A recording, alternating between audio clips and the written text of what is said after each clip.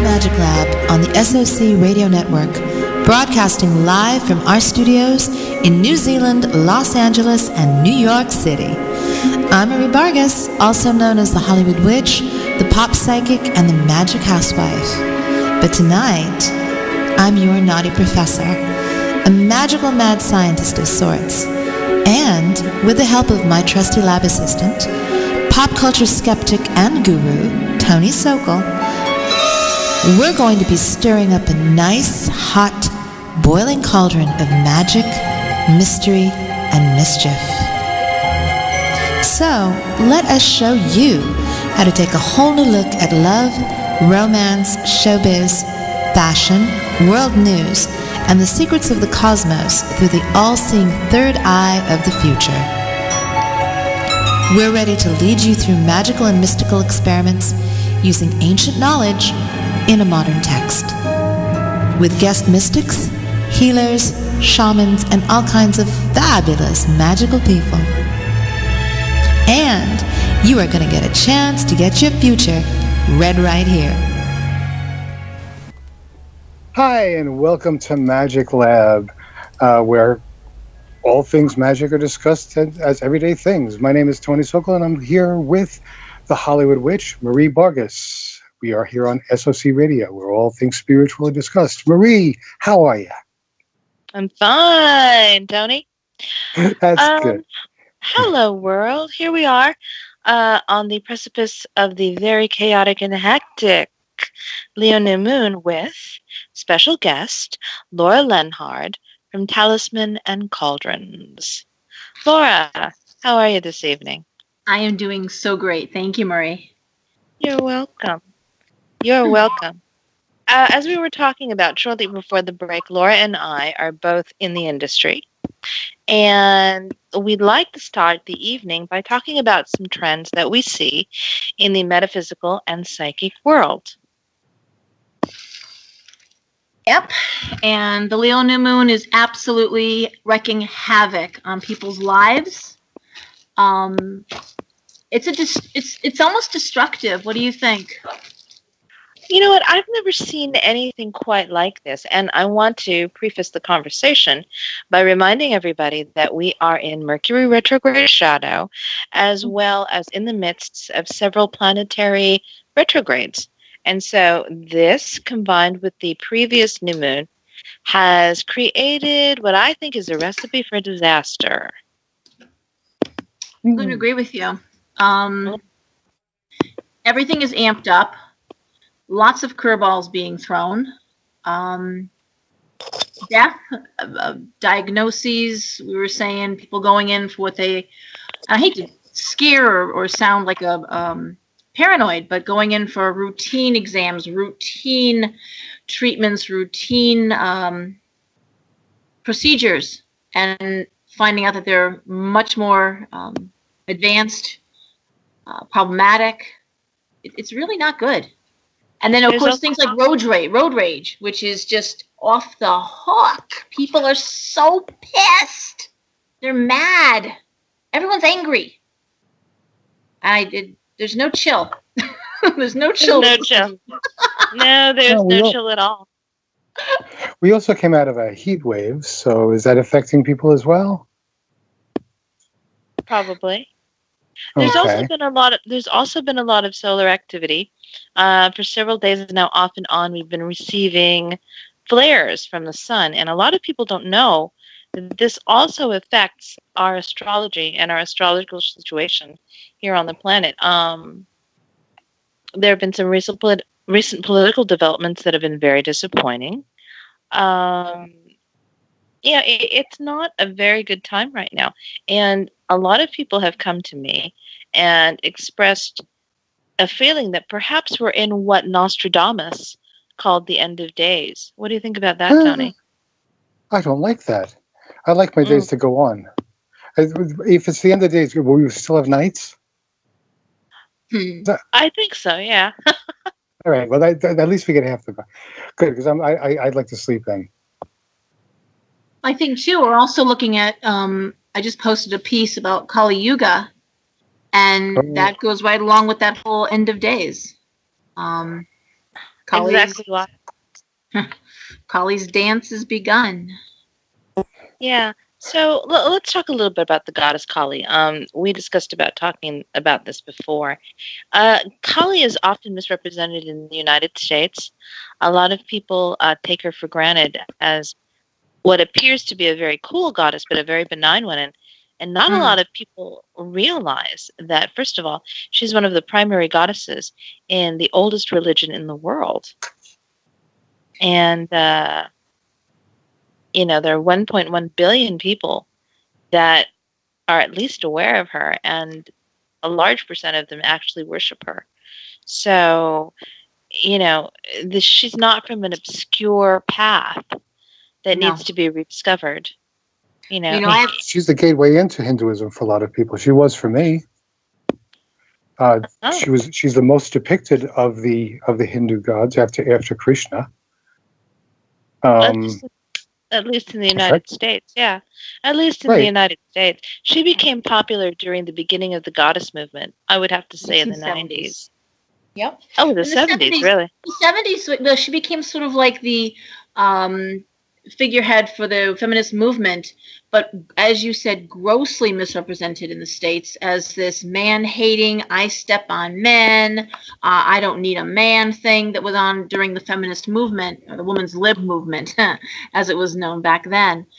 You know, that is, most Indians, any Hindu is horrified by that. And I still have men, because I have a Kali shrine. I've been a devotee for many years.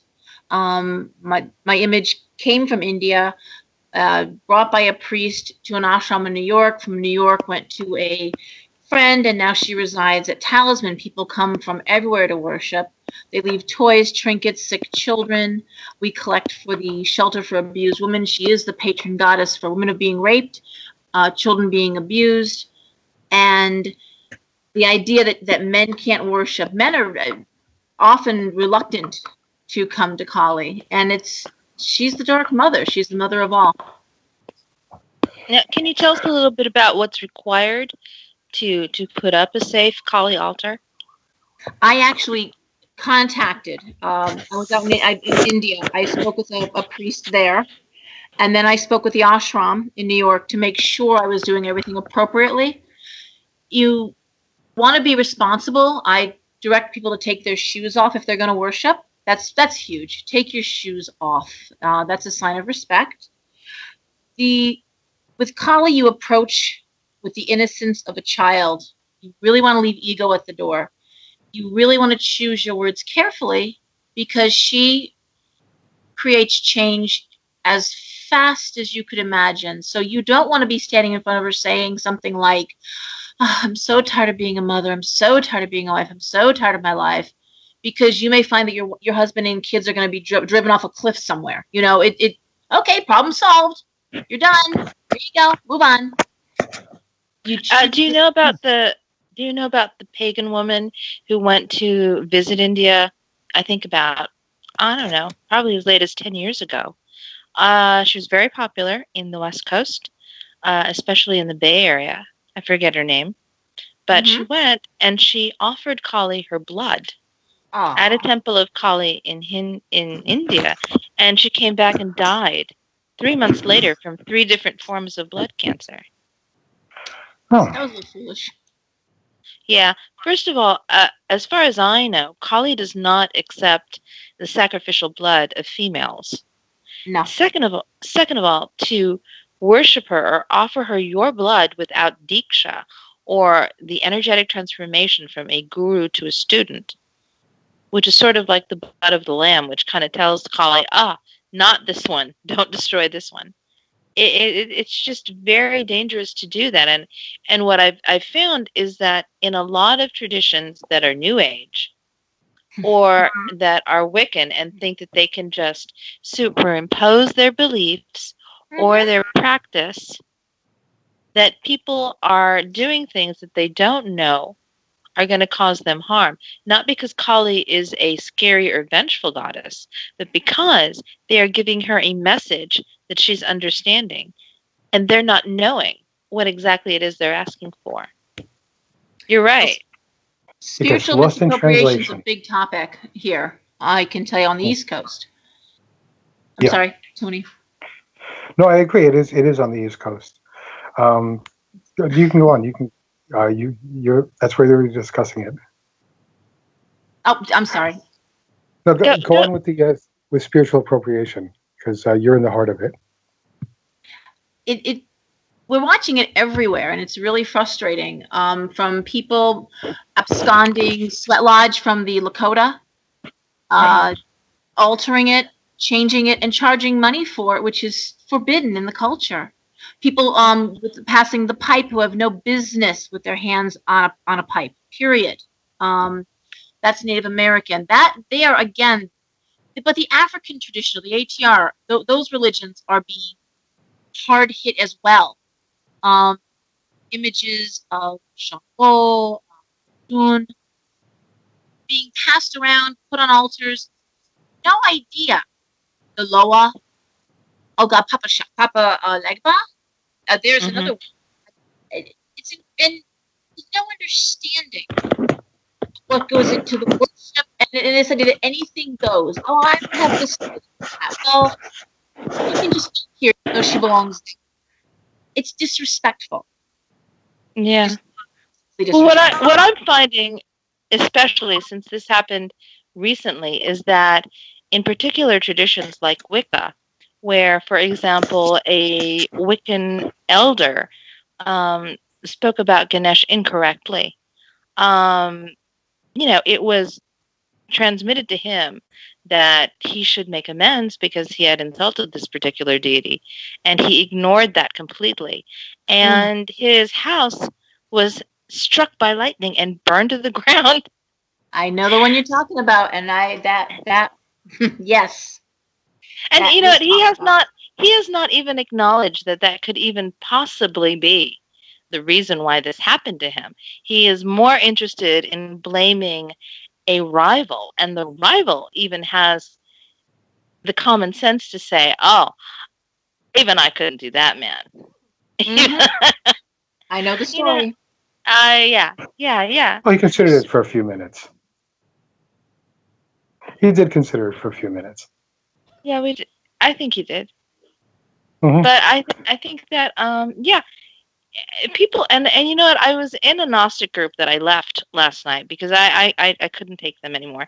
Their particular belief that all religions are one religion kind of insulted me, because they did mention Hinduism, but they mentioned it in the middle of the conversation, and Hinduism is the oldest, so it should have been mentioned first. Makes sense to me.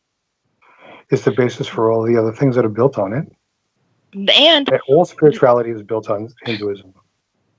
Exactly. And the notion that all religions were the same, implying that there was no unique history, the witch burnings, the Inquisition that targeted the Jews, the Holocaust, the battle between Gandhi and Indian liberation. Come on.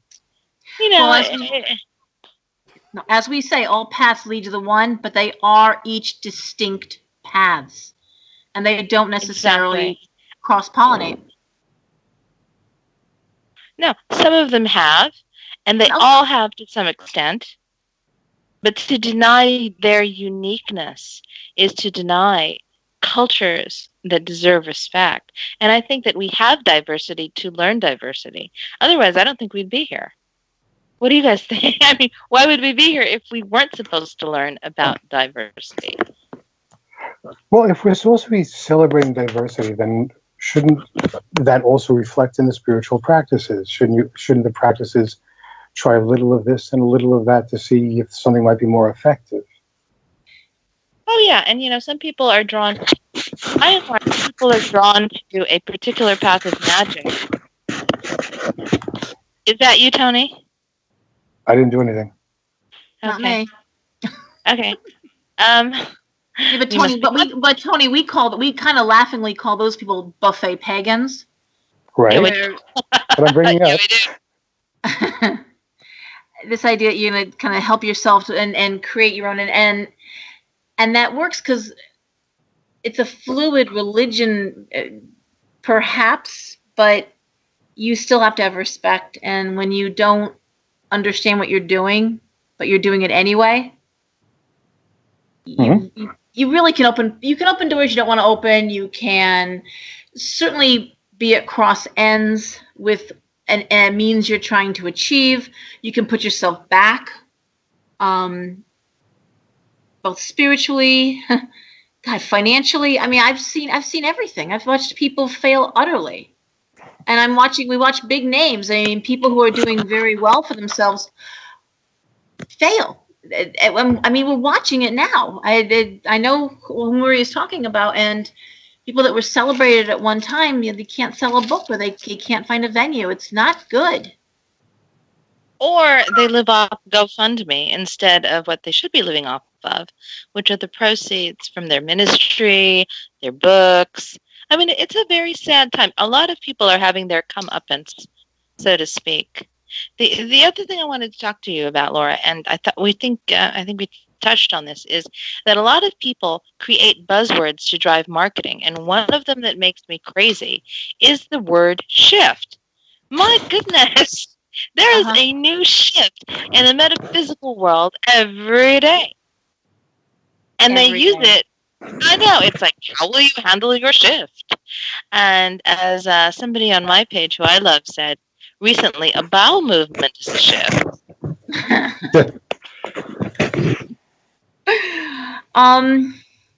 There's a lot of buzzwords. I mean, the idea of karma is one of the most misunderstood words. Whole books are written on karma, and the word is bandied around like, again, a new age ideal that they have no concept of what it means, which is just universal balance that takes place over lifetimes. Not some little old lady in the corner rubbing her hands together saying, and now I'm going to get you. That's not karma. That's not even remotely karma. Ascension. Wait a minute. What do you think about the Wiccan law of 3 times 3? We don't believe in it. We don't. It doesn't exist. It came from a book of fiction during the time before the witchcraft laws were repealed by Gerald Gardner, or rather before the witchcraft laws were repealed in England. Gerald Gardner wrote a fictitious book because anything else would have been illegal. And he talked about the threefold law. It doesn't exist. But in fact, there was an idea that you would want to be kind to a witch, and that by being kind to her, you would receive blessing back 3 times. That was a principle. And that was a way that witches kind of understood other witches, or people, magic practitioners, would appreciate other magic practitioners of the time. It got altered badly into this idea of a threefold law. There cannot possibly be a threefold law. That doesn't even make sense. I mean, I looked at it and I thought to myself, how can you assign a number? It doesn't make sense. It doesn't make sense. Doesn't make sense at all, because it doesn't take into account the fact that you have multiple lives. How can you assign a number when no one knows the exact number of their past lives, and therefore the exact number of their digressions? Also, in fact, that time is not linear. It runs on a loop. So everything is happening past, present, future. Simultaneously. Thank you. So how can you, again? But if that wasn't a law, and if it didn't exist, we couldn't be psychics, because as psychics, we can organically, within our own bodies and minds, station ourselves in the middle of this globe that we see as time, and rotate and see the past, present, and future as it is happening. I agree. Yeah. Can you tell us a little bit about your practice as a psychic? What do people want more these days, love or money? What do they want? They want stability. They want to know things are not. They want you to assure them that things are either changing for the better, or they're not going to change at all. They want stability. They're a lot of people that come to see me have had the rug pulled out from under them so many times that if they've got something good, they want to know that it's going to stick around for a while. I don't get a lot of people looking for love. Young people, yes, they're going to marry eventually. They want to know, and I read palms so I can show them that if it exists. And for most people, it does. Most people wind up married at some stage of the game. Married many times, some of them. Remember, I'm the Hollywood witch. Yeah. I've seen a couple of multiple marriages, yeah. Got 2 under my belt and done. I'm going to say financial stability. That's what they're looking for when they come to see me. I was recently asked to do a consult on some real estate, and I still believe that there's going to be a crash. And a lot of the financial institutions, at least here in LA, agree with me and are being conservative in terms of and suggesting that their clients invest a lot in real estate property, because the theory is that it's going to be a buyer's market soon, and to wait for the crash before investing in order to be able to pick up multiple properties at a discount price. I completely agree with that. I see the trend moving towards that. I read for a couple of Wall Street bankers, and I read for an Asian commodities broker that does a lot overseas, obviously, and I'm going to say ditto. Absolutely. Absolutely. Crash is coming. Now, we talk about Saturn. Saturn is about to depart Sagittarius and go into Capricorn for the next 2.5 years. That happens December the 17th. Saturn loves being in Cap. Saturn is the natural ruler of Cap. But here we have Capricorn likes rules and regulations. Capricorn likes everyone doing what they're supposed to be doing. So again, you talk about reveal, talk about people being exposed, talk about people who are frauds being shown to be frauds. We're watching it politically. I've got to say, I mean, the McCain, what's going on with John McCain right now, going back to politics, the American hero, not so much right now, not being loved right now, as he has surgery and comes out in time to attack the healthcare of millions of people. That's not playing well. And people are being, as I said, it's part of the exposure. What do you think? Yeah. What I'm saying is that aside from being conservative fiscally, a lot of people are being conservative emotionally. I have people every day come to me for love spells because they want true love. I agree. It's all about stability because a relationship represents stability. Mm-hmm. My clients are women who not only want marriage, but they want a life that is stable, that allows for partnership, that allows for growth, not just emotionally, but physically. And so I definitely absolutely. Absolutely. Which I think was waylaid by recently in the public by the dissolution of the relationship between Black China and Rob. I mean, how ridiculous is that?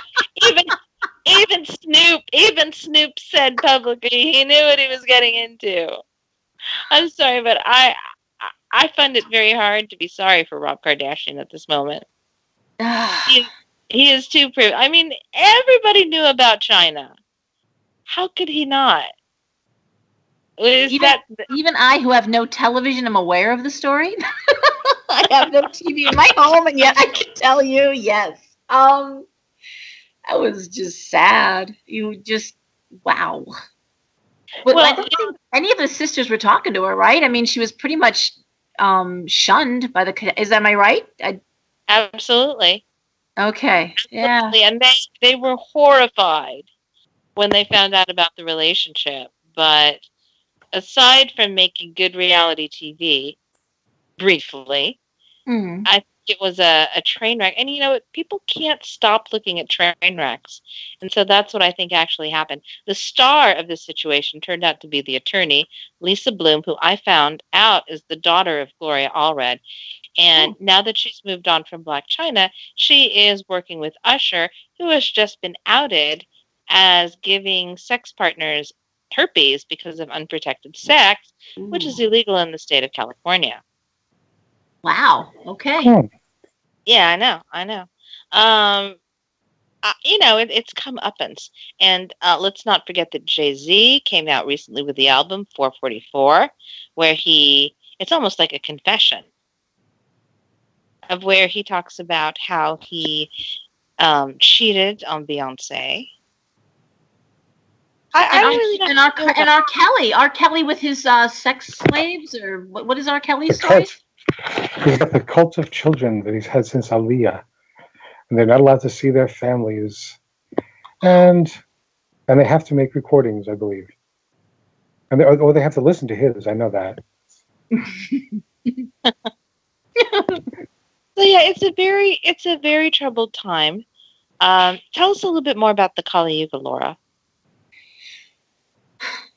I'm just delving into it because there's part of me that wants to believe it's not really happening. Also, going into Saturn in Capricorn, the demand for a behavior, it echoes the Hopi prophecies that are 1,000 years old about the end times. I don't think it's the end of life. I think we're talking about the end of a way of life. The end of Western civilization. I agree, yeah. But people are tribing up. Our families are coming back together again. People are coming home. People who moved away I just wrote a blog about this. All roads lead to home. They're preparing for something. And my guides are quiet on the topic. They won't answer. They won't tell me what's going on. I can't get anything. Let me throw the Earth into it and climate change, and see if that's heating up the cauldron as well. Well, paganism is surging in popularity, and that's an umbrella term because, as I said, in the 70s it was a knee jerk to feminism, and now it's the same for the environmental crises we're seeing. And of course, the pagan faiths are all earth-based, nature-based religions. And so I believe that's where that's headed. People are looking at nature, they're looking at the elementals, they're looking at what are we going to do? I mean, you can't deny the numbers. You can't deny when chunks of ice the size that we're seeing breaking off. Well, we know the oceans are rising here on the East Coast. The projections for water rise that are going to be taking over. I mean, there's a huge chunk of Westport that's going to be gone. There's huge chunks of our coastline that they're just projected to be gone.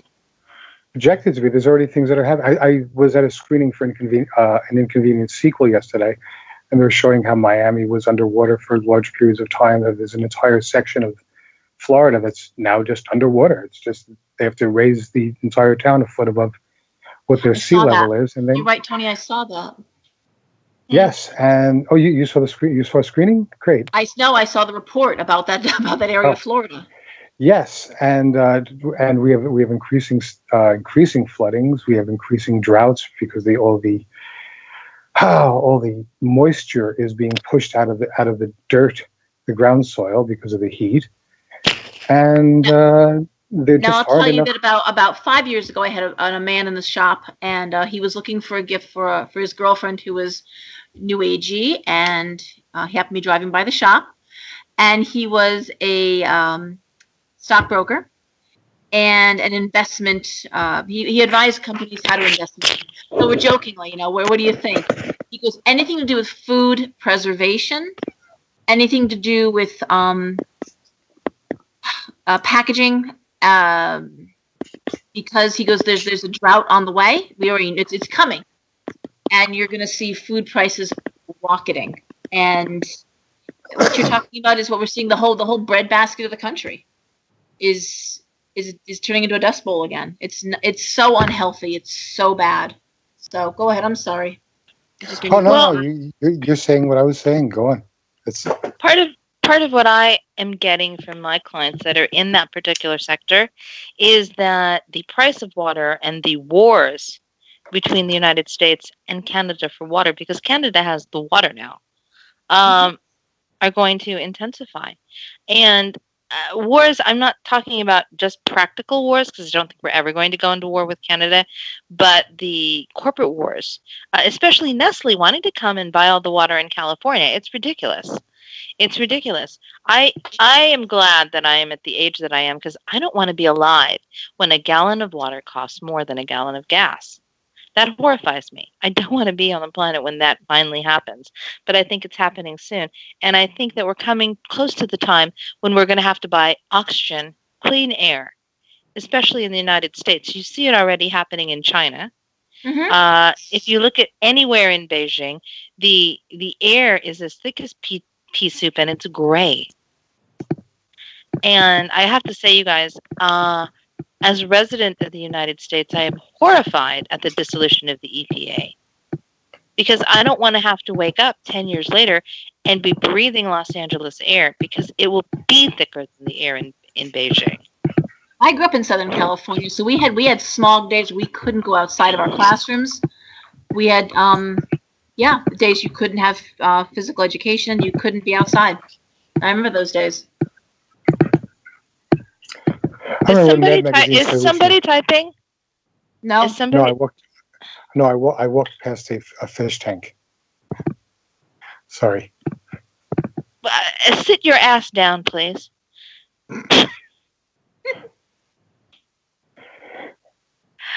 Okay. There. Now that we have silence, Tony, tell us what is your take on the Kali Yuga? First of all, I was wondering if this has been predicted before. If people thought that a time was coming where they declared Kali Yuga. We are definitely at a crisis point in many things, but to say that something's the end of all things, or the end of every decade or every age has an end, but Kali Yuga appears to be a complete and utter end. And I'm just wondering, have there been other predictions that didn't come true? Have there been other times that people have said, "Oh, this is it," when it wasn't? 2012. Yes.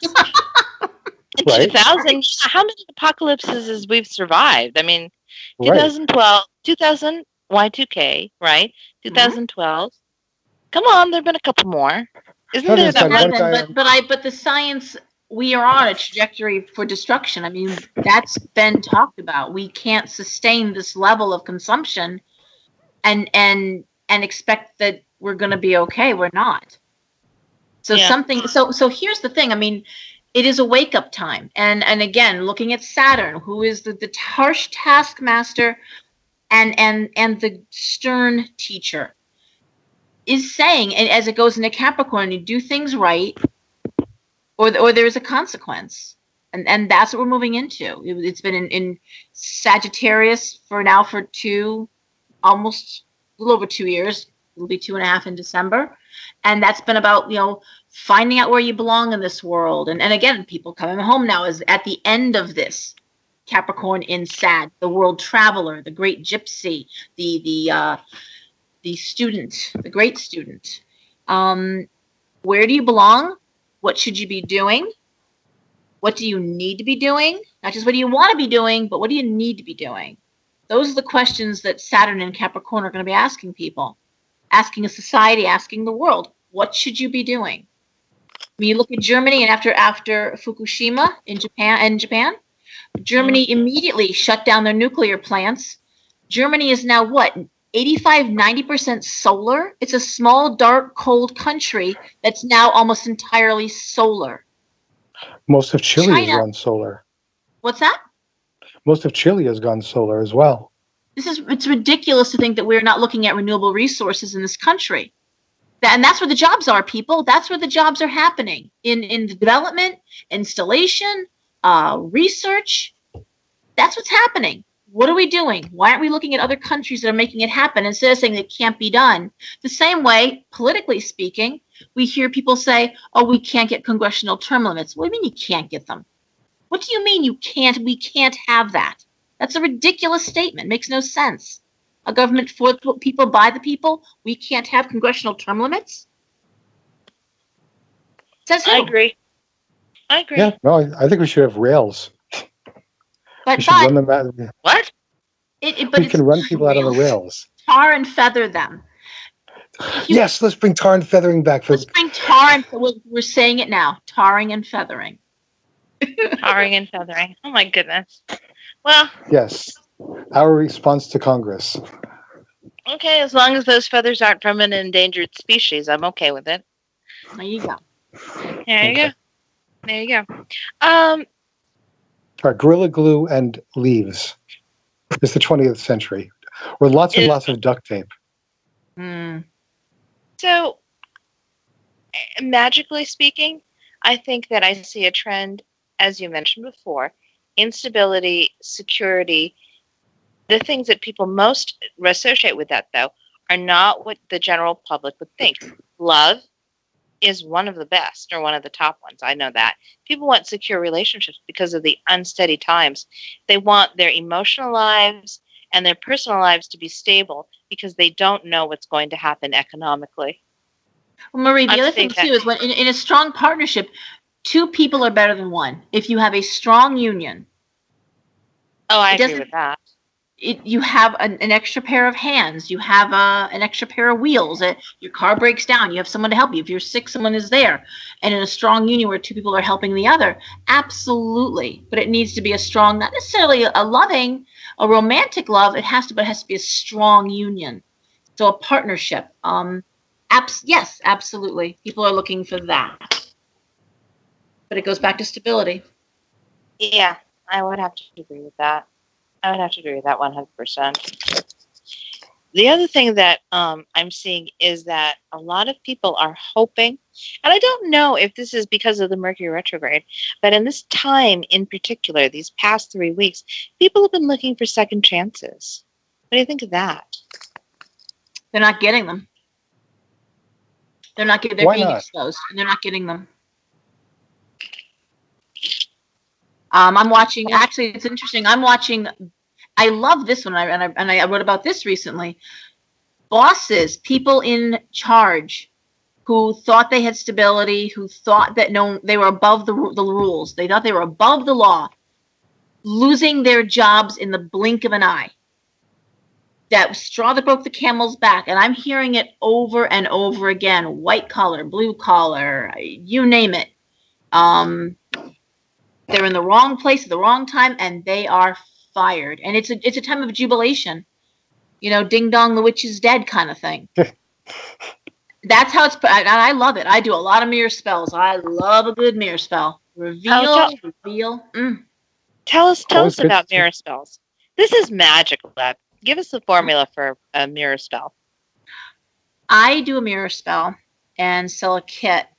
You put the picture, or you can use an original signature. It's actually almost more powerful if it's an original signature, because your signature is you. In the mirror with reversible oil, you bind it 9 times. Black cord. In the old days, it would go in the outhouse. These days, you put it in your underwear drawer. And if for any reason you're mistaken about this person, that they're sending you good and you were just really mistaken, whatever, that's going to get revealed. But what we see is people being revealed badly. No one is listening to them. They sound like they're speaking gibberish. I had a woman came in who had a boss. She was a little, very attractive woman, and she was the darling of the higher-ups. She was a middle manager. And she had gotten away with murder. No one realized what she was doing in her own little fiefdom, foul-mouthed, calling people out. She tortured her staff. And a woman came in and said to me, I've worked there for 7 years. I've managed to fly under the radar. And now all of a sudden I'm in her sights. And she is merciless, screaming at me, setting me up as an example. She's so foul-mouthed. Making someone nervous, and then of course they screw up more, and then she holds them up to more ridicule. And she said, I don't know what to do, but I can't afford to lose my job, and I can't find another one that quickly. And I said, put her in a mirror. Put her in a mirror. So she came back in 2 weeks later, and she said, I felt so ridiculous doing this mirror. I was like, what have I done? I feel like an idiot. And she's binding the mirror up, and she says, whatever. She's gotten away with this behavior for so long.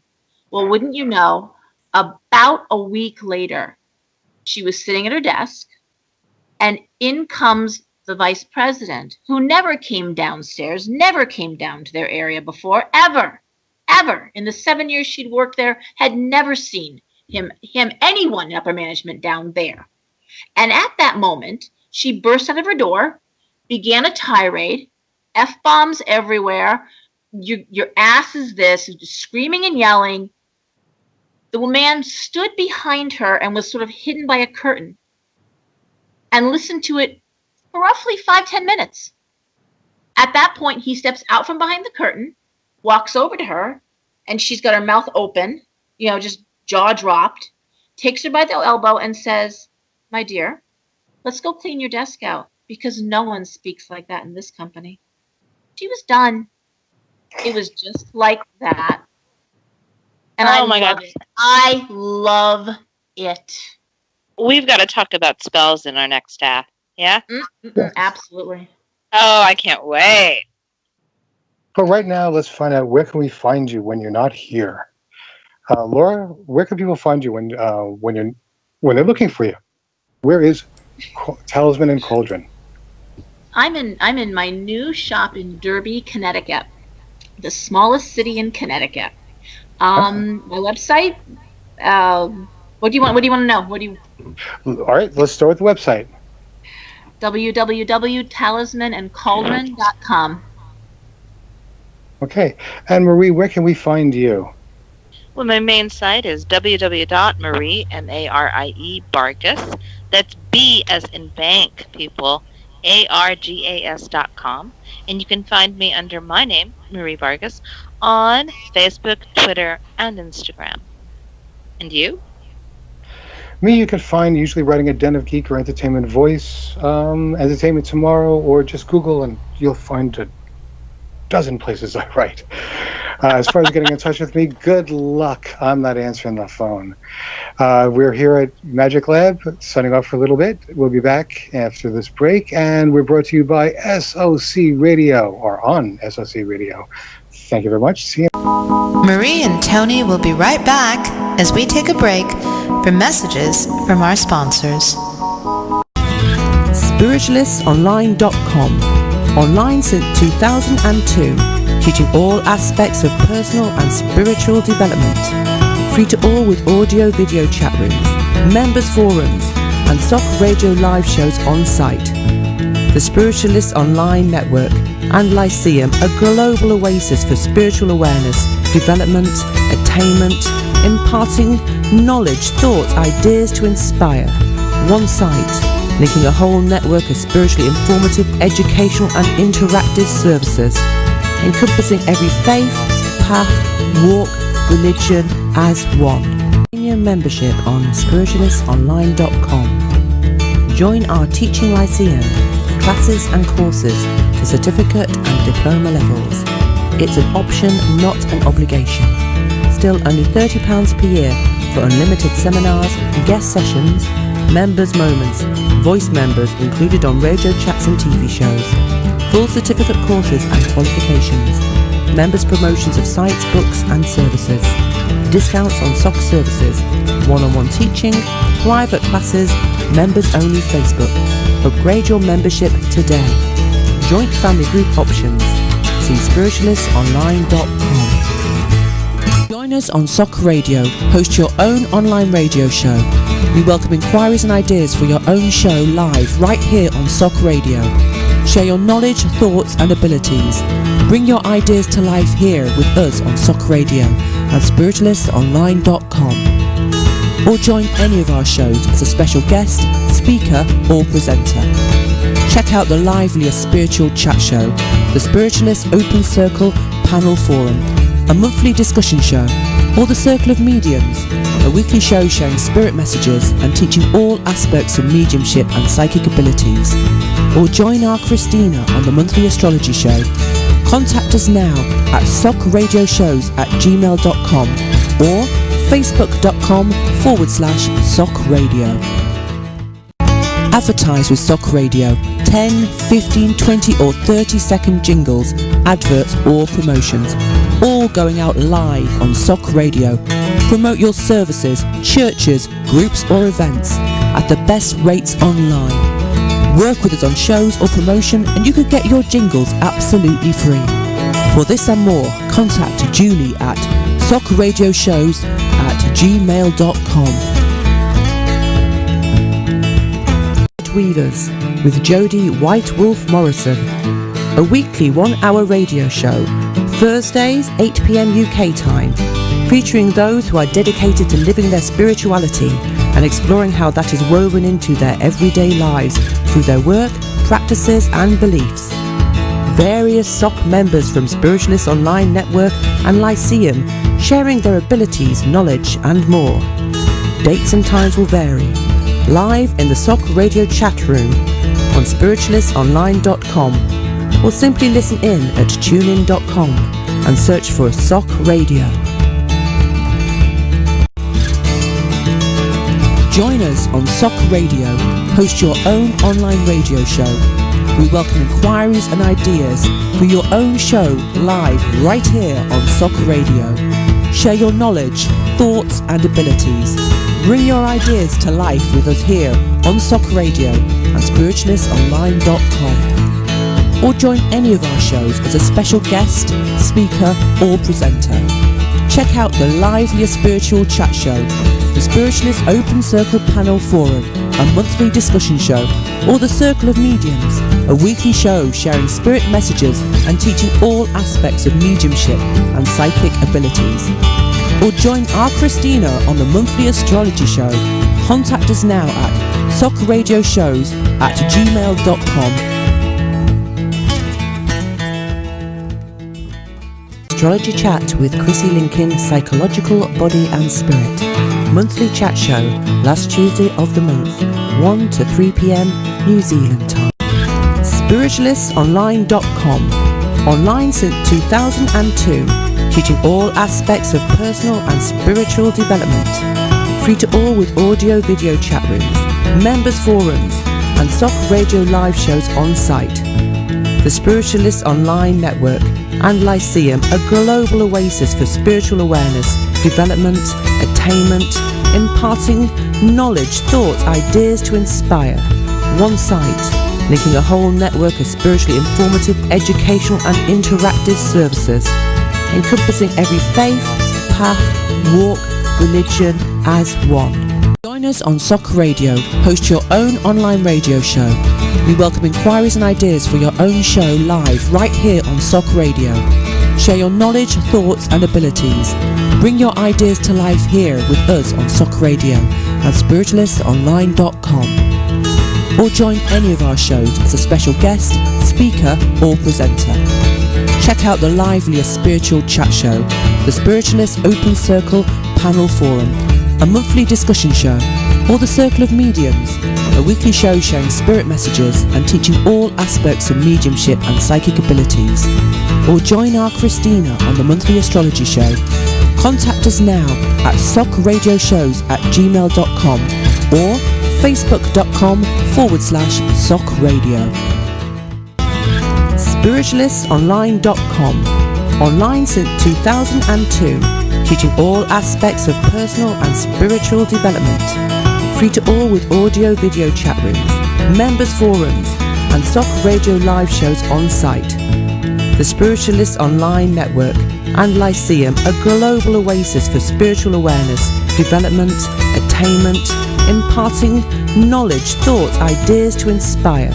One site, linking a whole network of spiritually informative, educational and interactive services, encompassing every faith, path, walk, religion as one. Welcome back to the lab as Marie and Tony teach you all about magic. Go. Hi, and welcome back to Magic Lab. Good evening. I'm here on SOC Radio with Marie Bargas and our guest, Laura Lenhard. Marie and Laura, how are you? I am fantastic, Tony. We're going to be talking. I'd like to continue our conversation that we were having over the break. A lot of people are wondering exactly what the process of removing a demon or an entity is. And there's a lot of misunderstanding, especially because of the TV show Supernatural, which I find a lot of these people in the paranormal world, especially if they're young, are thinking is the actual manual for how to deal with a demon. You guys, it's fantasy. A lot of the things from Supernatural have been researched, but there is a huge part of what you're seeing on TV that is complete fantasy and fiction that was written by a writer who knew how to make a story interesting. You cannot kill or exorcise a demon with salt alone. And I hate to tell this to you, baby, but you're not Dean Winchester. Am I right? American Horror Story got a lot of bad press because of their depiction of Papa Legba for the same reason. Some was accurate, but most was not, and it wasn't well received. No, religion. People don't understand. Voodoo is a religion. It's not a hobby, and it's not a fad. It's actually a religion. But in TV shows, TV isn't real. TV is fantasy, like you just said. They take creative license, and they're allowed to because it's not real. I don't think that the gods get angry when that happens. But I think if you try to use it in real life applications, you might be stepping on some toes. I'm just saying. You might get into a lot of trouble. Yeah. So let's talk about removing spirits and entities. Now, at a there are different levels of spirits. People don't understand this. There are elementals, lower level demons, and then within the demonic hierarchy, there is an aristocracy, dukes, princes, and kings, even barons, I believe. Is that correct? Yes. Okay. Now, for the lower level demons, elementals, outside of the aristocracy, it's not that difficult for even a layperson to remove them. However, as you get up the ladder from the dukes to the princes to the actual kings of hell, this requires somebody who's very experienced, practiced, and I joke about it, but it's the truth, a goat and a lead box. Can you talk a little bit about that, Laura? Nope, I'm out of my league, Marie. I never pretended about things that I don't. I am just begun my studies. So I'm going to let you take that, please. Okay. She doesn't have a goat. Okay. She's never made goat head soup. The one thing that we were talking about over the break is that if you know a demon's name, you can banish it and you can ask it to leave. And there are ways to compel a demon to tell you its real name within a triangle of art, within a protective circle. However, use your common sense, people. Social Security. Yeah. Use your common sense. If a demon knows that you can banish it and control it by knowing its real name, it's not going to tell you its real name. Why would it? Why would it? Yeah, it's been passing bad checks all around town. Exactly. So there's another chat going on, and somebody is going on and on and on and on about a demon that it's identified itself by a name that sounds like it comes off a comic book. And I'm just like, of course it didn't give you its real name, but it probably knows you read Marvel comics. So it went to the Marvel universe to give you a name. Come on! Yeah. There are a lot of movies coming out recently, or that are being replayed again and again on cable. One of the series that I like is the Annabelle doll series. Have you ever encountered a haunted doll? I actually sell them. I have purchased dolls from paranormal investigators who are either leaving the practice, they no longer want to have the items in their possession. So yes, I have had them. Again, low level, we've not seen anything. I wouldn't have. You can feel the energy coming off them. There's no doubt about it. And I always have a backstory on the doll. So I'll ask someone that I know has some talent to hold the doll or work with the doll for a few minutes. And when they can tell me the backstory that I have in writing, I feel it's legitimatized. And so the dolls that I have, the things I've carried in the shop, absolutely. So what do you have right now? Right now I have a couple of dolls that were made in the Appalachias, but they're not haunted per se. They've had spirits put in them by the maker. And they're spirits that are designed. They're spirits designed to actually bring joy to the home. Tell us about that. How do you put a spirit in a doll? I think you got to be Appalachian. seems like they have their own folk magic there. If you give me 1 second, I'm going to step away from this for 1 second, pull a piece of paper out of my haunted doll collection. Oh, this is exciting, Tony. I love dolls. I know. I'm actually I love thinking haunted ones. yes, exactly. I'm thinking of playing with them, playing with one right now. I did a series on a haunted doll that was terrorizing Singapore, and I traced it back to the person who made it, but we couldn't trace it to the person who cursed it. Ah.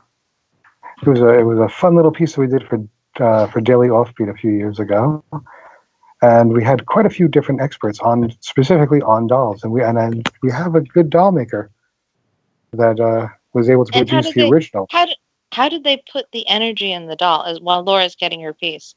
What did your research show you? Well, the person there's a few different traditions. One, the one that I was looking at, it was more of a personal one. The one that the person who I was speaking to that had worked with that type of doll infused it through a personal. It was a mirror ritual, and part of it was the way that the way that they would take apart the doll and put it back together. They did the hair. They put their own hair in the doll, their own blood on the doll. They painted the doll with blood in the paint. It's not always the way to do it. It's the way this specific individual did it. And apparently it worked as far as the legend of the doll in Singapore went around the world. It was a huge story that everyone picked up. But I don't know if it works with Barbie dolls. Okay, so Laura, are you back? Let us I'm know back. I'm back. Go ahead. The two dolls that I have were created by a woman named Rosalie in the Appalachians, an elderly woman. Her rituals are her own. She doesn't reveal her secrets. But what she does is she creates what she calls, help me out here, they are called companion constructs. And they're created to deal with loneliness, help alleviate stress, any kind of free-floating anxieties, in the case of the two dolls that I have here. And she, clear intent, focused energy, and the idea with companion constructs are that if they carry out their services, then they'll be born into the world in its next life. So it's an Appalachian belief. It's an Appalachian, but it's a companion construct doll that's been charged with a mission, and if it carries out its mission, it gets to be reborn. Yeah. Wow.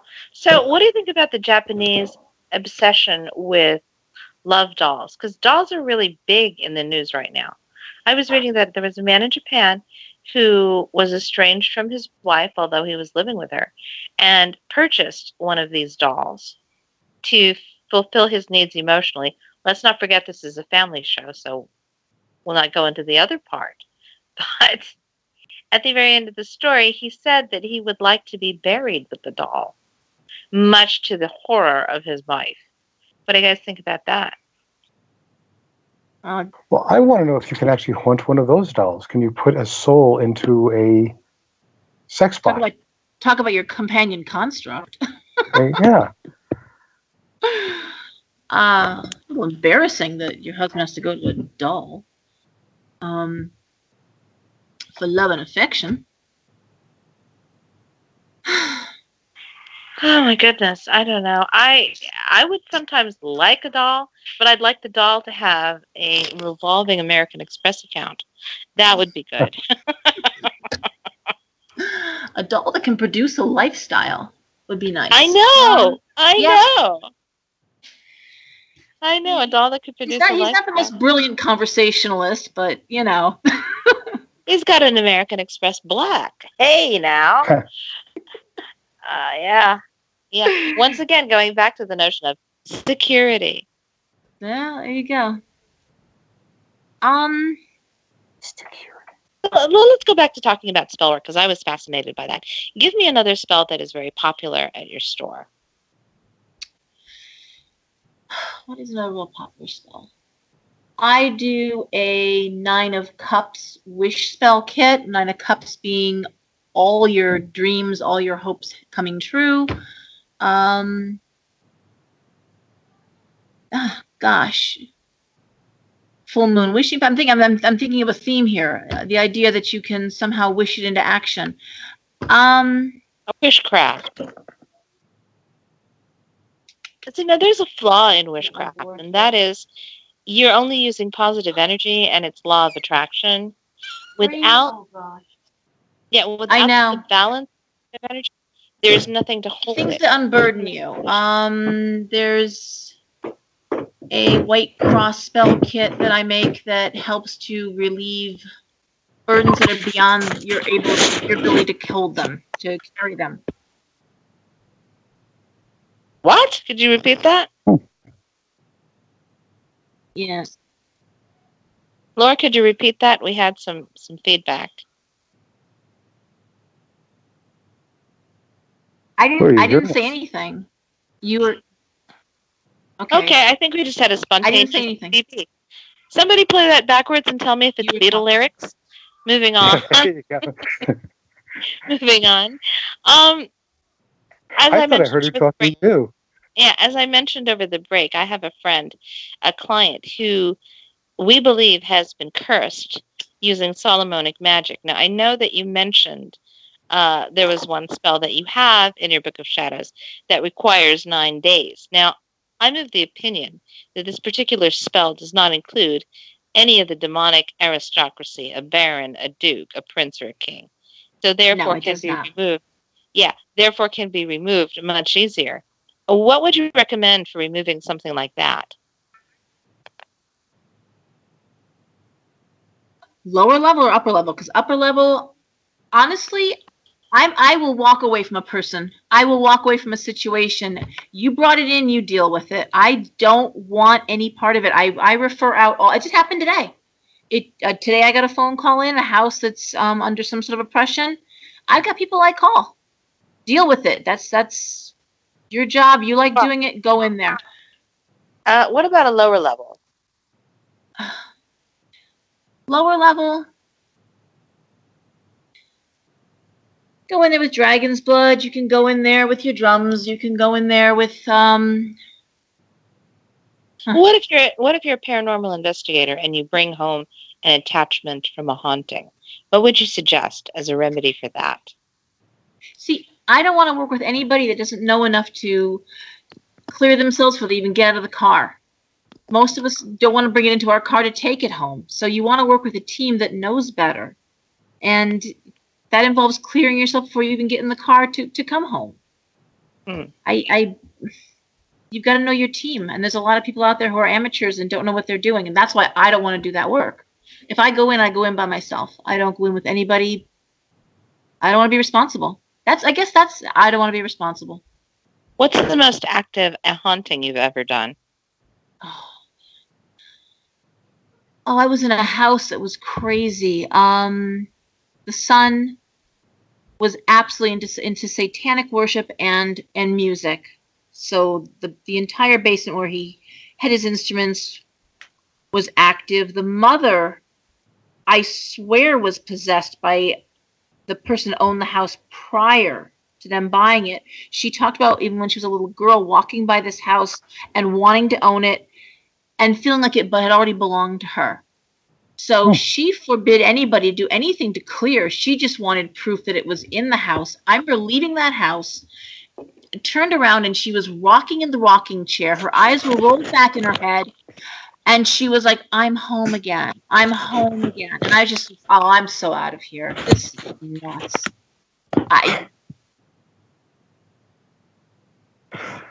So can any of this be dealt with on a psychological rather than a magical or ritualistic diagnosis?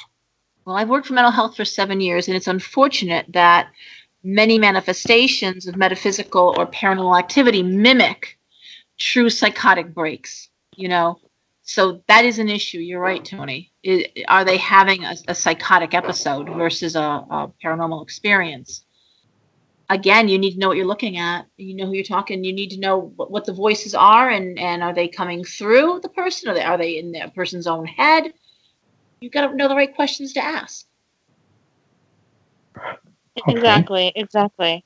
I was on another thread, about a week and a half ago, once again on Facebook, and there was a young man claiming to be possessed by a demon. However, every single demonic name that he mentioned was a demon from one of our favorite horror movies. Remember that, Tony? Yes, I do. I even went back and watched it again because I love Pazuzu. I know. Finally, the joke And then I saw was. Beckett to hear him say murder.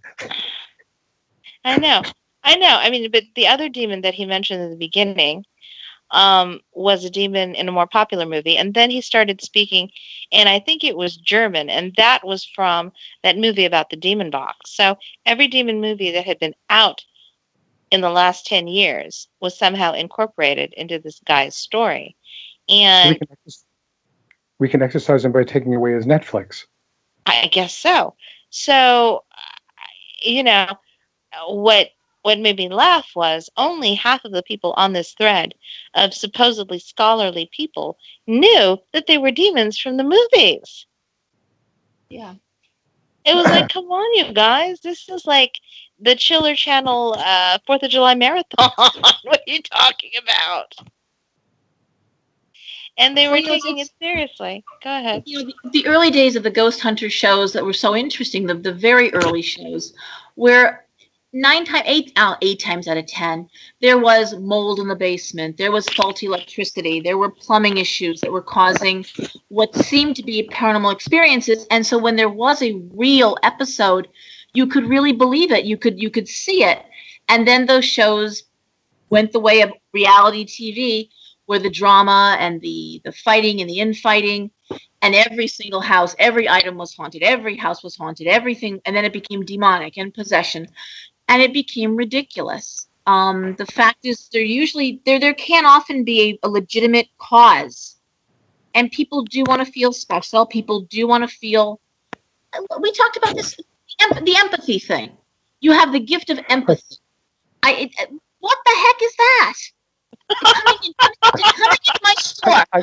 into my store, and presenting yourself in the counter, saying to me, "Well, Laura, I went to see another reader. Hope you don't mind." I'm like, I send you guys out all the time. I could care less. And going on to say, I finally know what I am. Drum roll, please. I am an empath. Oh, my gosh. I'm sitting there like, and? I mean, you do realize that means you're not in the... I mean, congratulations, first of all, on your amazing gift of empathy. Second of all, you realize that just means that you're not one of the 10% of the people that are sociopaths, psychopaths, narcissists, whose common thread is, in fact, a lack of empathy. We all have empathy. If you have such highly developed empathy that you feel the pain of others, then I guess you better learn to dial it back. And they look at you like, what? Because they're waiting for some amazing means of using this superpower for their own personal gain. And I'm like, there's no personal gain. Dial it back. In the shamanic traditions, the Mongolian shamanic tradition, you'd wear a plate over your heart chakra. You want to protect your heart chakra at all times. I'm doing paranormal investigations. I wear a big old smoky quartz that I have. It's gorgeous. Fascinating. It's from India. It's beautifully done. But you want to protect it. If you're a Christian, then wear a cross. Wear something that means something to you. Protect that chakra. You're going to take your hits. And because the heart chakra opens to the front of the chest and it opens between the shoulder blades, when someone stabs you in the back, guess what? They're hitting you right in the chakra. Must protect that area. But you don't test spaghetti by plunging your hand in a boiling pot of water and grabbing a handful of noodles. You tease out one and you gently touch it. You don't have to delve into the emotions of others and feel them so intensely that you're immobilized. Just for what purpose? You can look at somebody and say, oh, I'm okay, I'm feeling well. I'm like, no, you're not. Well, use your lovely gift and say, what's going on? Oh, they're worried about their mother. Oh, gosh, you just got some bad news about a job. And that's all you've got to do. It's not your business anyway. People say, how can you do this work? I'm sure, Marie, you hear this too. How can you do this work? How can you sit with people and listen to their problems all day? And I say, not my not my cookies. It's not my problem. I'll talk about it with you. I'll guide you. I'll direct you. But I'm not taking on your problem. I'm not taking on your ghost. I'm not taking on your demonic possession. I'm not doing that. Thank you. Rant over. Okay. Oh, please Tony, take on my demonic possession. Yes, Tony, no, go ahead, ask me. Tony, did you hear that clearly? Most of it I did. Actually, there was a little bit of it that was coming a little faded. But I didn't want to stop her in case it was going through clear to you. No, Were you it able wasn't to hear going it? clear to... No, it was distortion. I love the emotion, though, but I heard part of it, most but of the not words, all but of I it. had to. Yeah, I heard most On of my the end, words. you. Hello? Are you still there? Laura? Laura?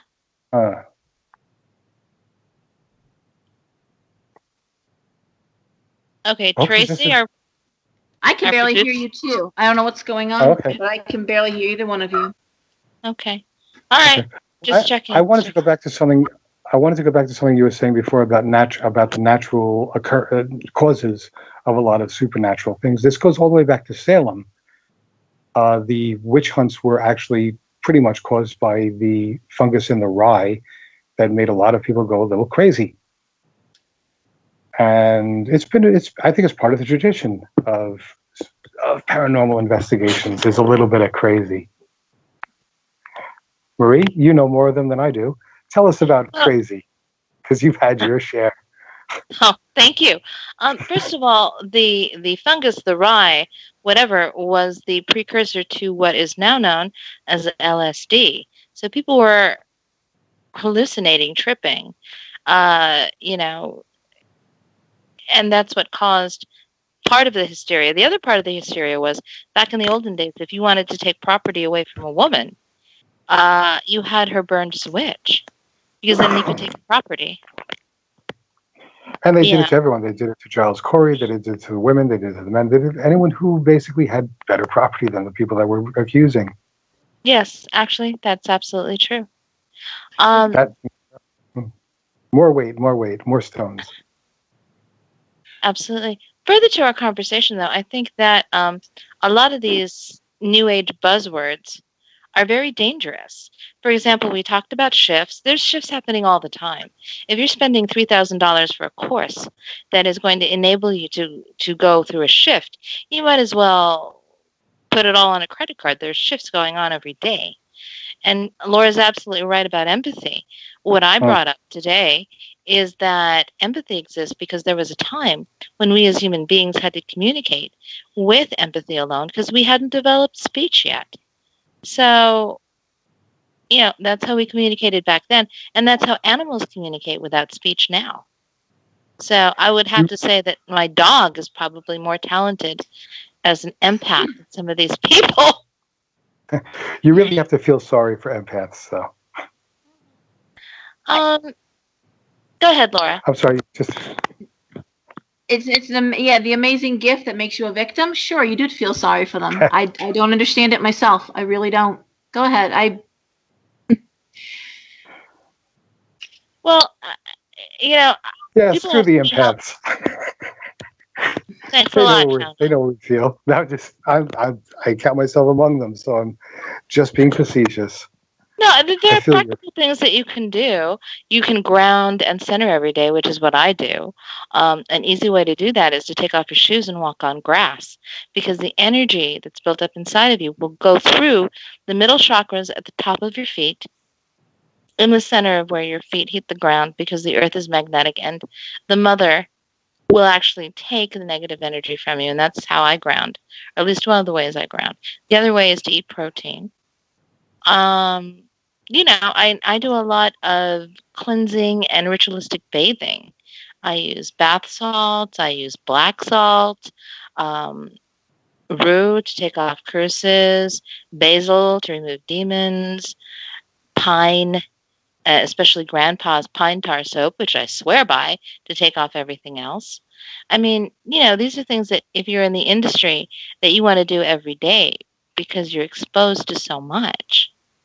I was having a conversation with another psychic recently, and I'm one of the psychics who are of the opinion that psychics on television should get the equivalent contract of SAG stunts because, especially if you're working on a haunting, you are exposed to as much danger as somebody who is performing a stunt in a movie. How is my exposing myself to a demon that can possibly rip off my head and scratch me all over my body less dangerous than somebody who's performing an auto stunt in a Fast and Furious movie? I don't know. I don't really think there's a difference. Do you? No, I'm wondering, have you found demons to be that in your face when they're being filmed? Girl, I am the consultant for the Horsefly Chronicles house. I know you are. No, I know you are. Pennsylvania. Oh my God. We have some film back that is absolutely astonishing.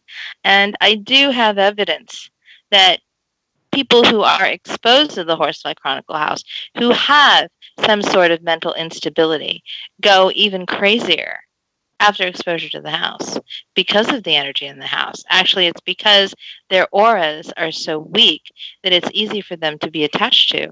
And the reality of the Horsefly Chronicle house is that it is on top of a ley line, and so it is the ground central station for spirits. So yeah, I've experienced. I'll agree. I don't like. It's funny. I'll go into a funeral home, but I really do not like walking into a hospital. That's one area that I'm not happy, and I shield and guard, and I get in and get out as fast as I can if I have to visit someone in a hospital setting. That is one area that I find. They're everywhere, and they're active and they're vocal. Yeah, I think that in a funeral home, culturally, since the very earliest time that people would bury their dead, spirits acknowledge that the places of the dead are passageways, and they respect that. But hospitals, they're way stations. Absolutely. And that's when things can be chaotic and crazy. Or if you're in a house in Pennsylvania, on top of a ley line, on top of an Indian burial ground, then it gets crazy. Oh my goodness. So Tony, you've watched some very interesting movies about the paranormal this week. You want to talk to us about them? Actually, yes. There was one was a found footage film called The Gracefield Incident, where they which brought me to an idea for the Horsefly. But today I watched Planetarium, which is a French movie about some mediums from just before World War II, and them starring in a film about mediums. And it's a beautifully shot film. It's a very poetically put together film, and it's not at all a scary film. It's very romantic and it's very sad, but it's beautiful. It stars Natalie Portman and Johnny Depp's daughter, Lily Rose Depp. And I'll actually be talking to the director tomorrow for Entertainment Voice, and probably have her on this show if I can talk to her longer than they usually give us. Woohoo! Yes, but the thing that was interesting about it was the actual mediumship, when they actually brought the people into it, and how it was done, how meditative it is, how suggestible the people around them are. And the thing that I most I found recognizable was one particular character. His jaw and throat made noises as if they were changing shape, and I thought that was a very interesting detail to put into it. And the woman that did it, the woman that was going into trance, her eyes rolled all the way back in her head, which I know is what happens when something, when you're really cool and in the mood. So it was good. They caught that very well. The person who was brought back became very childlike, which was very effective as acting. And I just thought it was very well rendered. And again, it's a French movie called Planetarium. It'll open in about a week. So, Laura, tell us what you think about the resurgence of the interest in the dead versus the living. Why are mediums hot now? It's more of the catchphrase. Everyone wants to be a medium. It's not. Everyone is coming into the shop talking about how they didn't know that they were seeing things, but they went to see somebody who is teaching them, and now all of a sudden they're a medium. Or an empath. Oh God. A healer in general. Or a shaman. That's the other big one. Okay. They're a shaman. They took a class, they read a book, and they're a shaman. And getting back to the whole New Age idea that if you want to be a shaman, then you're a shaman. The fact that you weren't born into it, the fact that you weren't trained into it from a child, the fact that you aren't of a culture that would be appropriate to that spiritual practice is no barrier to being whatever the hell it is you want to be. What's the fascination? Honestly, the money draw. People want to be the next Long Island medium. They want to be the next one with a reality TV show. They're promoting their children, their kids. We never did that. We never talked about our kids doing these things. Even I've got 4 kids that do it. They're not in my shop doing this stuff. And I don't have anybody under the age of 35 reading here. It's weird. When I hear shaman, I think of Jim Morrison, and I think of Patti Smith. Yeah. Well, that's probably appropriate to what I'm seeing. My God, the idea that there's years of study, I guess that's what's bothering me. It is the idea of a practice of study that's just rolled over. We don't need to do that. We don't need to actually. We're just going to inherently know what we need to do, and I can't buy into it. And in fact, in my own shop, and I'm from California, and I came here loving New Ageism, loving the idea, the inclusivity, and I have backed so far off it. I'm going mystical. I can't bear it. It's pablum. It's whatever feeds the masses, and I'm not. And that M is silent a lot of the time. I just don't like it anymore. I don't like what it's become.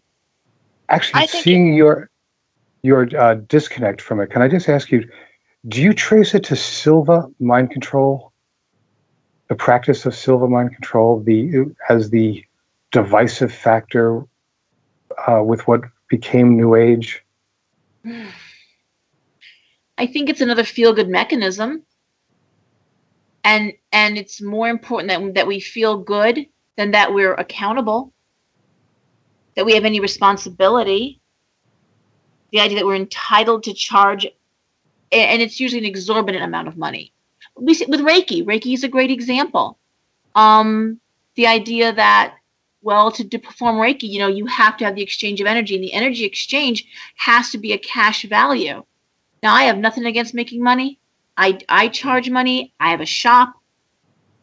But we also know, isn't Teresa Kabuto under investigation by the feds? I mean, didn't she lose her show? At what point are we accountable? At what point do we have to offer something tangible? Murray, you're well trained. You talk about being trained. You talk about having traveled and having worked with Guru. I've read your background. You don't just inherently pull that out of the air. You don't just get to say one day, I'm a guru. I'm a guru because I feel like being a guru today. So I'm a guru.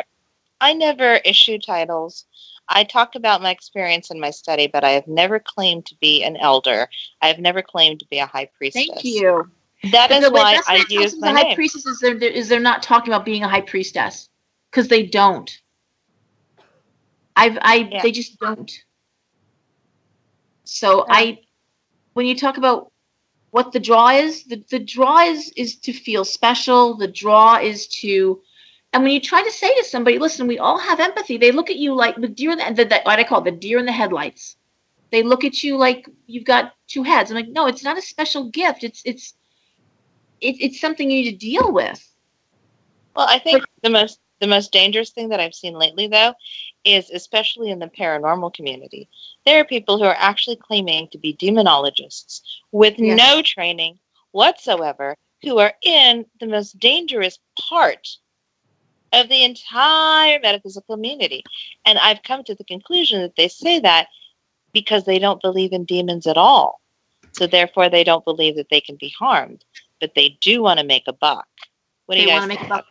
Marie, when I told you earlier that I couldn't speak about something because I'm just beginning my studies, I'm just beginning my studies because I just found someone that could teach me.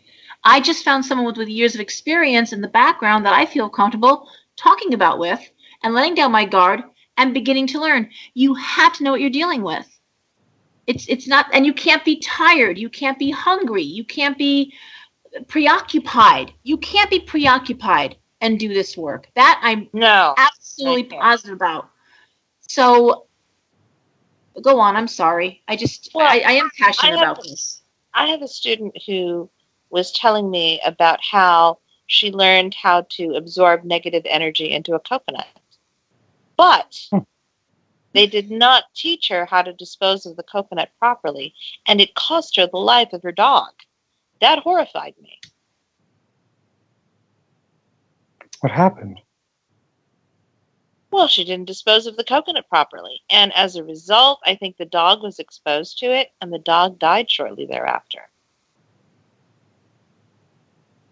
Dispose of your coconuts. I know.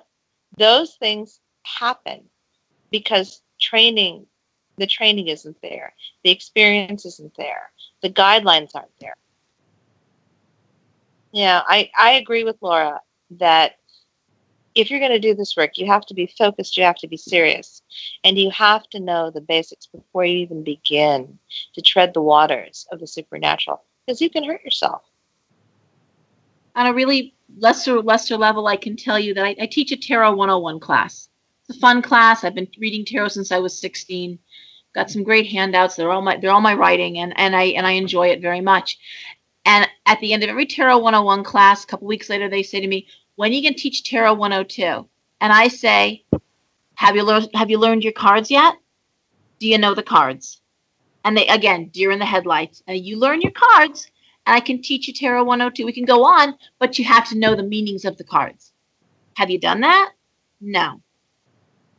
Then no 102 for you. And it's so this idea, you actually have to study and learn and take time and work with the cards and before you can progress. And no one wants to hear that. No one wants to hear what it really means to study, the year and a day idea that you're not going to cast a spell until you've actually studied for a length of time. Everyone comes in wands blazing, I'm going to cast a spell. Sweetie, well, what's your spiritual path? What's your orientation? What do you direct your energy to? Deer in the headlights. You can't answer my question, can you? You can't even tell me where you direct your energy to or where you pull it from. But you're going to cast a spell. Well, isn't that sweet? I don't even know how to answer you. And I don't know how to answer them. Well, you can answer them when they get in touch with you, because this is the end of the show. And where can they get in touch with you? They can get in touch with me on Facebook, Laura Lenhard, Talisman and Cauldron. They can on the website, www.talismanandcauldron.com. Okay, and thank you very much. Marie, where can we find you? I'm at www.mariebargas. That's BARGAS.com. I am on Facebook, Twitter, and Instagram. And you? Me, you can probably find me on the 6 train, hiding. Other than that, you can just Google or look me up on Den of Geek or Entertainment Voice. And Magic Lab is on SOC Radio, and we will see you next week. Thank you very much for listening to us thus far. Thanks for joining us at Magic Lab. See you next time for more conjurings. Spiritualistonline.com. Online since 2002, teaching all aspects of personal and spiritual development. Free to all with audio video chat rooms, members forums, and Sokol radio live shows on site. The Spiritualist Online Network and Lyceum, a global oasis for spiritual awareness, development, attainment, imparting knowledge, thoughts, ideas to inspire. One site, linking a whole network of spiritually informative, educational and interactive services, encompassing every faith, path, walk, religion as one.